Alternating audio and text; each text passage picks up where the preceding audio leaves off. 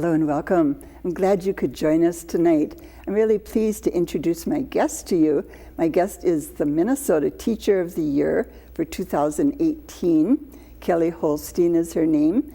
And welcome, Kelly. Thank you for having me. You are a teacher, high school teacher, 9 through 12. Yes. At the Tokata Learning Center in Shakopee. So an alternative school, and you were just telling me that's not been a kind of education that's gotten this kind of representative award often, is it? No, there was one other teacher who was Teacher of the Year who taught at an ALC, and I'm the second one for the state. Well, congratulations. Thank you. When you heard your name announced, did you have a little bit of a, people often say it didn't feel like a real moment, it felt surreal? It felt surreal for, I'd say, almost the first month. Did it really? I think it's fine. I'm finally starting to have it sink in, but yeah, absolutely, that first moment, I think there's a video and my head just goes down because I can't even quite process. It was pretty surprising. Yeah, it's a huge award. With our teachers, and I've interviewed the Teachers of the Year the last maybe 8 or 9 years. I have to look back to double check, but I've always wanted to know a little bit about you as a child and what your parents have done and what you wanted to be when you were a little girl. And I know it wasn't a teacher. It was not a teacher. But tell us a bit about your growing up days. Well, I really loved animals, so I thought I might want to be a veterinarian. I thought about being a psychologist. I knew that I wanted to help creatures and I wanted to help people. Human and animals and just vulnerable creatures. I have always felt a sensitivity to others in that way, and so I knew that was important. Teaching wasn't on my radar. I don't think at the time I knew that that was the way to do it. It took me, I had to go a lot of different paths before I figured out that teaching was my right fit. In spite of your grandpa. Yes. Just tell the viewers who your grandpa was. Well, my grandpa was Gerald Holstine, and he was a teacher. He was a principal. He was a dean of colleges. He was the president of Bacone College, which is a Native American college in Oklahoma. He got to work with John Dewey. He had a laboratory school. He was amazing. And he passed away in my junior year in high school. And he was so present with me and so attentive. And when you're an adult, you think of those people in your life as a kid who really wanted to know you and really saw you and wanted saw you as you were. Yeah, and he was one of those, and so he was an amazing human. Did he? Well, he wouldn't have known anything about your teaching days then, because you were not into teaching at all at that point. But I think he knows now. I still I feel him around. Yeah. Oh, I'm sure he's very proud. You went to college out east at the University of Massachusetts. I did. In Amherst. Yep. Why did you choose that college? Well, actually, I started at St. Olaf for a few years. I went to McAllister for a year, and then I ended up on the East Coast. I really appreciated the university setting at that point in my career because I was in communications, and they had such a variety of classes for me to take. I also got to do an internship at the Media Education Foundation, which was a phenomenal experience. And so I graduated with a BA in communications, and that was my first field, was working in media. And then you eventually went back and got your MA in education. Yep, about 10 years after my BA, I got my teaching license, my secondary teaching license in communication, arts, and literature, and then started working on my Master of Arts in Education. That took a few more years to finish, and I was teaching while I was finishing that degree. What impressed me when I saw your bio was that you had a 4.0 grade point average getting your master's and working at the same time. So that's no little feat, is it? I worked very hard. I went to Augsburg, and it's such an amazing program. I had amazing instructors that I could, email on the weekends and ask questions. I got to do the adult learning program, which allows you to work while you're going to school. And I had other students who were adult learners that we were a cohort that went together, and they were really supportive. So I was very lucky to work with the people that I did. Do you think that any of that adult learning experience has been transferable to working with kids in an alternative school? Could you explain the question? Well, do you think anything that you picked up in graduate school with adults was transferable now to your teaching kids that are in an alternative school. Yeah, I see what you mean. Yeah, I mean, I think because it's not a traditional way to get your degree. Right, and there's so, some real differences. And it's more flexible, and you have more of the one-on-one relationship. You have to be more flexible as a teacher now. Yep, exactly. Your kids are, some of them from really tough backgrounds.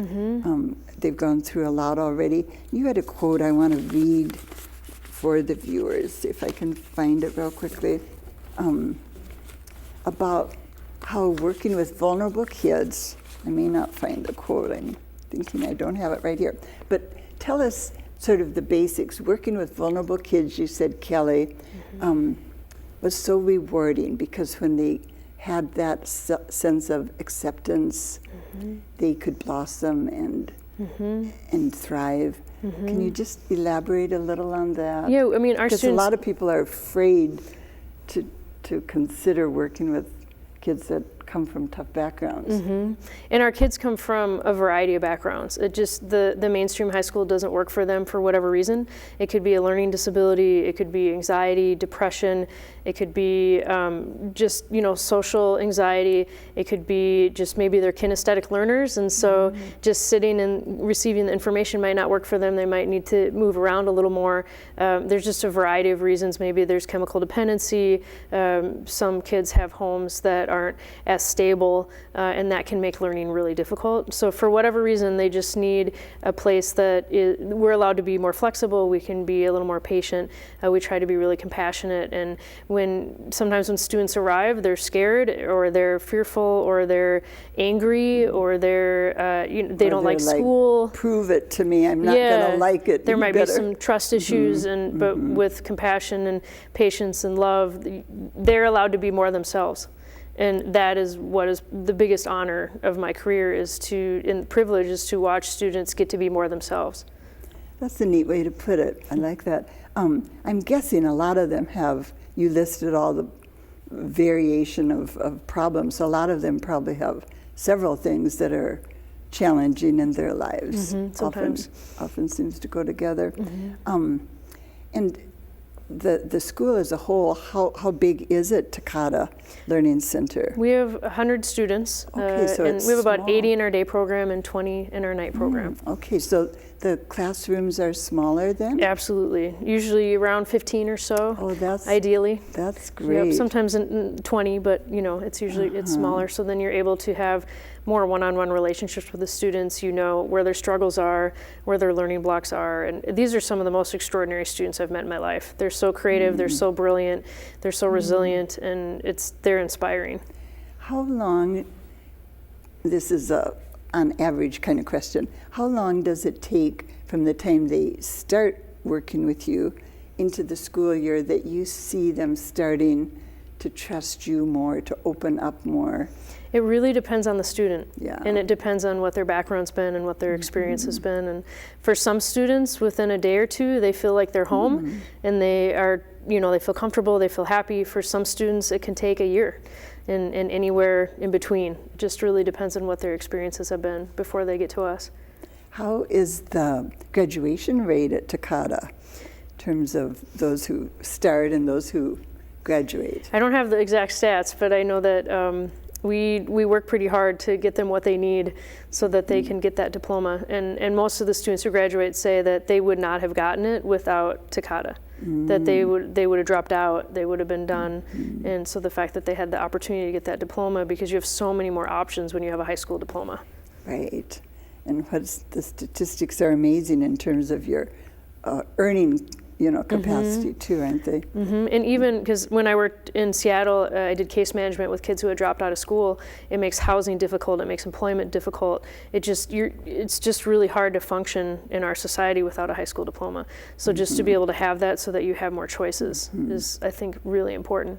And do you have to really stress that with the kids, or do they get that and just see that as an important thing? It kind of, again, depends on the student. It depends on if the expectation is there in their family or not. We have a lot of students that they are the first in their family to get a high school diploma, and so that's a really big deal. And so sometimes if they don't have that family support and that expectation, there'll be bumps along the way where they want to drop out or they want to give in or they're not interested, and then you just kind of have to remind them that they can do it, that they're capable of it, and the options that it'll give them. And then there's other students who know that that's what they want, and they just need a little bit of extra flexibility, to be able to get it. Do you feel that using the subject you teach, English and literature, I'm guessing too, right? Does that work well in terms of working with kids as individuals? I'm thinking the literature part would be a neat match. Yeah, and I teach kids writing and speaking and oral communication and literature, and I try to have a lot of voice and choice in there so that they can pick from a variety of different sources. I think it's really important for students to see themselves in the curriculum. That increases their success rate.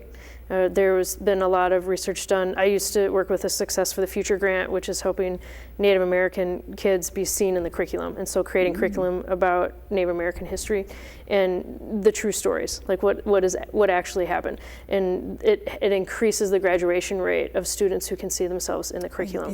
Yes. And they know, I'm sure, from their grade school days and middle school days, that the true story isn't always taught. True. I mean, until recently, at least, in a lot of schools. That's interesting. We've been reading some really horrendous stories in the press lately about trouble in schools and kids attacking teachers. And there's been some awful stories, too, about teachers overly punitive with kids. I remember a video from a year or two ago. Have you had anything that scared you with a student that was out of control? I think so. I mean, especially when we kind of opened the school and we were trying to get used to helping students who had come from backgrounds of violence in their life and don't have emotional regulation yet, don't have distress tolerance, and don't know what to do when they're feeling anger. And so I did a lot of work personally to learn about anger in my life and how to express it in a healthy way. And I went to workshops and how to work with kids who have anger, and so that you understand the cycle, you understand where it's coming from, and in the ways that you can still allow students to have dignity. So, not engaging in escalating a fight, and really keeping the relationship over the fight in that moment. So when you feel a certain way or you feel upset, and we're human, to take a breath and get a drink of water, allow the student the option to get a drink of water or go to the bathroom or take a lap, that you don't have to solve everything in that moment. And then to come back and have the conversation when you can both have empathy for the other person's point of view. You do a lot less damage that way.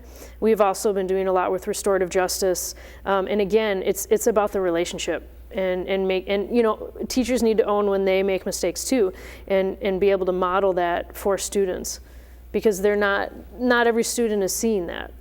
Right, I'm sure. I mean, and if you can say, I made a mistake, I overreacted, or I should have something else, that would be refreshing for kids. And I think for kids to know that their feelings matter, that anger is an acceptable emotion to have.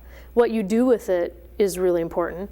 But if you have that feeling, it means a need's not being met, or something is wrong. You're feeling something's wrong. You're not getting what you need. And so to acknowledge that, to validate that it's okay to feel anger, but that you just can't take it out on other people. And helping students with that self-care, so that when they're feeling that, they can take care of themselves, they can value their feelings. We don't want kids to feel shame for their feelings, but then to take care of themselves until they can then have the conversation with the adult or the other student, so that it's a productive conversation and you're not hurting other people with your feelings. I've heard, as a social worker, the statement often, feelings are facts, and it's such a neat way to think, I think. But as I hear your description now of working with the kids in terms of anger, resentment, etc., it's wise and wonderful. But what if the child is erupting, so to speak, in the classroom, do you try to get them out of the classroom so it's just you and the child out in the hall? Yeah, and there's kind of walk us through it a little bit, because I think as parents and grandparents and teachers listening, they could use some tips here, how to manage a violent kind of episode. And we really sat down with the students, and every quarter we have a survey where students let us know, how's the environment going, what's your feedback. But we made a very conscious effort to talk to students about, what do you need in that moment when you're feeling that? What do you need? And so they helped us create a system. We have these little pieces of paper that have different options, and they can check what they need. So do they need a lap? Do they need a drink of water? Do they need to go to the bathroom? Do they need to go talk to our guidance counselor or our special ed teacher? And they just write it on there, we sign it, and they go do what they need to. It's just part of that self-care. And it has decreased eruptions by like 1,000,000%. Wow. Because it's acknowledging, you need something right now, and I want to try to get that for you. And then they can go do what they need to do, and then we can follow up later if they need that. If they don't need that and they've done the self-care that they need, then it just really helps. Interesting. And you have it on a little piece of paper, so they check. Yep, and so they can just come grab one. Maybe even diffuses the emotional intensity too, wouldn't it? Yep. But if there is a student who's really struggling, and I might just approach and say, what do you need? And if they're unable to do that, then or if something's happened, I'm going to talk to them in the hallway. Again, dignity is a big deal, so I'm not going to yell at them in front of other students, or we're just going to have a calm conversation in the hallway. And if they're not ready for it, or I'm not ready for it, then we'll just say, okay, let's take a break, and then we'll touch base. We'll come back around to it. Because trying to do it when you're not ready, it creates problems. Right. I can see that. And it can be very upsetting for the other kids if you try and carry it out and it's not working. And, Well, and then if some students come from a chaotic background and you're bringing chaos into the classroom, then that can trigger students' PTSD, that can heighten their their cortisol levels, and that's not good for anyone. So trying to keep a calm and caring and compassionate environment for everybody, I think, makes a big difference. A lot of teachers I've heard and read are leaving teaching after 3 to 4 or 5 years, even after getting their master's degree, and they're overwhelmed by crowded classrooms, they're overwhelmed by kids acting out. What do you say, Kelly, and what would you say to those people who are maybe right on the line in terms of trying to make a decision? Well, I would say it would almost start before that. I think when we're preparing people to be teachers, that helping teachers know how to do classroom management, knowing how to do self-care. You have to give yourself the oxygen mask before you can give it to anyone else. That's a good and the burnout rate is really high. I think 50% of teachers leave in the first 3 to 5 years, because I think it's overwhelming. I mean, especially those first few years when you're creating curriculum, you're working from 4 in the morning till 12 at night sometimes. And then you have to be very present. You don't get during the day. You're needed all day, and if you're not doing that self-care at home, it kind of burns you out. And so I think really helping teachers know that it's okay to do some self-care, that it's okay to ask for help, that it's okay, and I'm a big supporter of therapy. And I think that as teachers, if we're doing our self-care and our work on the stuff that we're getting stuck on or that's triggering us, it's better for the students, because we're happier human beings. And we know how to deal with our own feelings in a healthy way. That's going to help us with students. You've said that being a teacher for you has been so fulfilling and so fantastic, really. So you don't see yourself near burning out, I'm sure. No. Which is great. No. I also want to ask you, and we don't have a whole lot of time left, teachers having guns. My hunch is that you're not for that, but what do you think? I'm going to let the experts talk about that in detail, but personally, I don't want a gun in the school, because then someone can get hurt. Like, it increases the chances of people being hurt. And so personally, for me, I don't want a gun in my school by anyone. I remember once I interviewed Minneapolis chief of police, and he did make that exact point. if there's a gun in the home, in the school, more likely someone's going to get shot. So, yeah. I'd rather reduce that risk than increase that risk. Do you have to have drills at Tokata in terms of preparedness for someone walking in with a gun?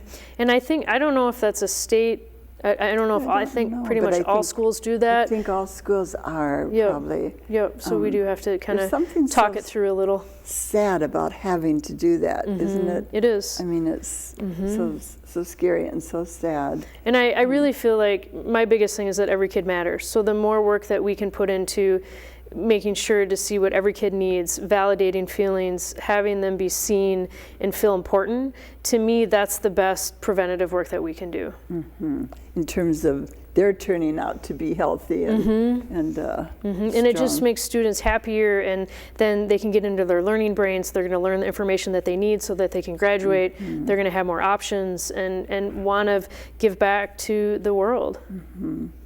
You use mindfulness some in your teaching. Can you explain? We've done a show not too long ago on mindfulness. Got a lot of positive reaction. How do you use it in the classroom, Kelly? And I'm still really learning about that, but I like the term relational mindfulness, and I know there's a plethora of different definitions about that, but one of the definitions I really appreciated was keeping the relationship in mind when you're having, communication, whether that be a conflict or not a conflict, but always kind of keeping the relationship at the forefront. So just focusing on the human person that you're talking to. That's more important than any of the ideas, that the relationship is the most important. Oh, okay, I see what you mean by that. Yeah. And then you also use experiential learning. And I wanted to ask you, give us an example of that. Well, I used to be a professional team builder, so I used to work at a ropes course and then a team building program at the University of Iowa. And so sometimes I will do some different team building things, but I also really believe in, being able to move around the classroom, those kinesthetic learners, and picking different things that they're interested in and then talking to someone else about it. And I have all different kinds of chairs in my room that they can sit in, and they can, I've got snacks and low lighting and just being able to move, because I think for some students it's difficult to just sit in one seat for the whole time, but to be able to do things. ADHD, for example, would love that kind of chance to move. But then also, field trips and going out and seeing what else is going on in the room. I teach writer's workshop class, and we often will go see slam poetry in St. Paul so that they can see what people are doing. And one of my students is going to try to participate in the one in July, and she's got 3 poems ready, and but it's doing it. It's getting out there and trying something and putting yourself out there and taking those risks that are safe. And I'm a big believer in doing things. That makes it sound fun. Yeah. I want to come to school with you. We also have an online literary magazine that we publish in my writer's workshop class, and every 2 weeks. And so they're writing something, it's getting published, they're getting feedback from the public, and again, it's doing something. It's putting yourself out there from just the classroom. So if people watching wanted to access the literary magazine? Yeah, it's called Tokata Tower. Okay. It's tokatatower.weebly.com. Okay, good. We'll put that up. That would be fun for people. So most of the kids that you've worked with are graduating. Are they going on to college? It depends on the kid again. Some are. Some are doing maybe a community college to kind of increase their GPA before they transfer into other schools. And some people are going to the workforce. Some people are going to the military. We have a kind of a wide range of where students end up going. Sure. And we probably have time for one last question. I've seen as a parent and grandparent how important it is for the family to be involved in the learning. And yet it's not easy with parents working 2 jobs, or maybe single parents and maybe working 2 jobs there too. How do you deal with pulling the family into the the student's experience? Well, I really try to communicate with the parents in the best way that works for them. We can be a little more flexible with texting, so I might text a parent if they don't have an email, or I'll call. I do several updates every quarter so that they know exactly what's going on with the student. And then if they have a question for me, I've already reached out, so it's easier for them to communicate with me, or they'll come to conferences. But the parents who want to be involved, like it's a great asset, so I really try to encourage that whenever possible.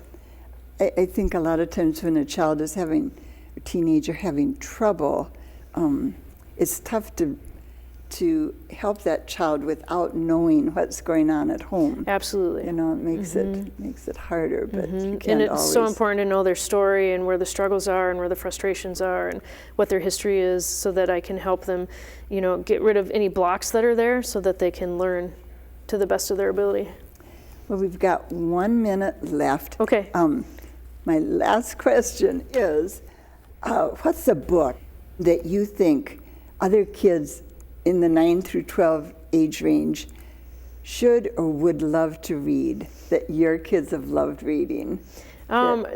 It's kind of that's a good question. a classic. Yeah. I couldn't tell you ahead of No, time, that's did okay. I? That's You have okay. to think fast. I think Diary of a Part-Time Indian by Sherman Alexie is one that my 9th grade students have really enjoyed. It's told in an alternative narrative structure. It's fictional, but it's told like a journal. And so there's drawings in it, and it's about a Native American student who was on the reservation and went to a mainstream school, and what his experience was like. And it's based off of Sherman Alexie's life, and it's a brilliant book. Oh, it sounds intriguing. Yes. And the title Sherman again? Alexa. Yep. It's a Diary of a Part-Time Indian. Okay. Yep. Sounds like a fun read. Well, thank you, Kelly. Yeah, thank you so much for having me. Oh, you're so welcome. I really appreciate it. It's been, wonderful to hear your enthusiasm and the values you brought to your job. I can see why you were the winner this year. So thank you. And way to go. I just want to clarify that I'm representing the 86,000 teachers in the state. So I didn't win. It's because we all are. I just get to represent them. That's a lovely way to put it. Yeah, all teachers are wonderful in their hearts. I think. There's extraordinary teachers in Minnesota. We're lucky. Well, thank you for being with us. I'll be back again next week. Kelly won't be here, but I'll be back. So have a good week. Bye-bye.